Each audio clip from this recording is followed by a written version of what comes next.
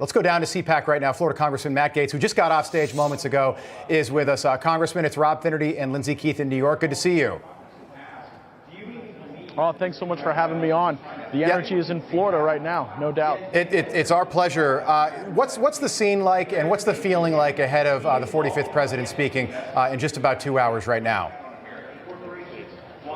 The room is packed. Donald Trump has infused this conference with a tremendous amount of energy. And what I've seen may be a little different than CPAC's past. Just a number of people who haven't been involved in politics, but as a consequence of health freedom or a consequence of their concern about elections or pedagogy in schools, they are here and engaged. And people are looking to become more capable, to become operatives that are more effective online, that are able to get the message out to the country, because we do face a lot of headwinds as conservatives, and it's exciting to see those fires of freedom still burning, especially here in Florida. So we talked to Liz Harrington about this a minute ago, but obviously we're all eager to hear what President Trump has to say in just a couple hours. What do you hope that he really hits home on tonight?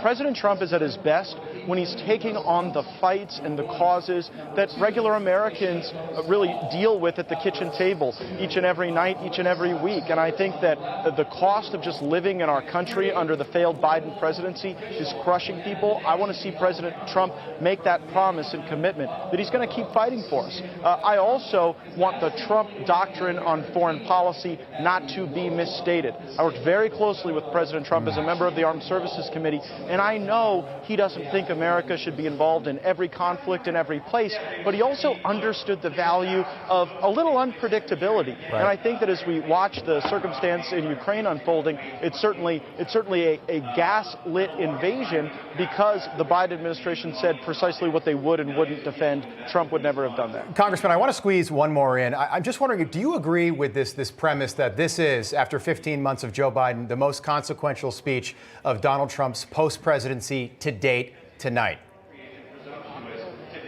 I think it's up there. I think that there is a very organized establishment in Washington, D.C. that wants to reconstitute and exclude Donald Trump from the political discussion. And so he has to continue to exercise that dominance over the movement. And fortunately, the folks who make up the activist base remain more loyal to Donald Trump than ever. I think this speech can showcase that. It's an opportunity for Trump to make new promises that he would fulfill in his second term.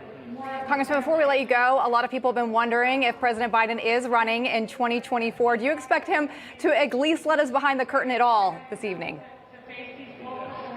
Running? I don't know if he'll be running, walking, stumbling, or using a cane by 2024. Right. I think they would have already pushed him out if the alternative wasn't so obviously worse. It sort of feels like every time the vice president speaks, it's like a fails reel for beauty pageant contestants. So they don't have a whole lot of options at the top of the Democratic Party right now. Not a very deep bench either. Yeah, it's a good point. You know, things can't be good for the Democrats when they're talking about Hillary Clinton, when that's your best option. Nobody rallies Republicans like Hillary Clinton does. She certainly did in 2016. I think she's running.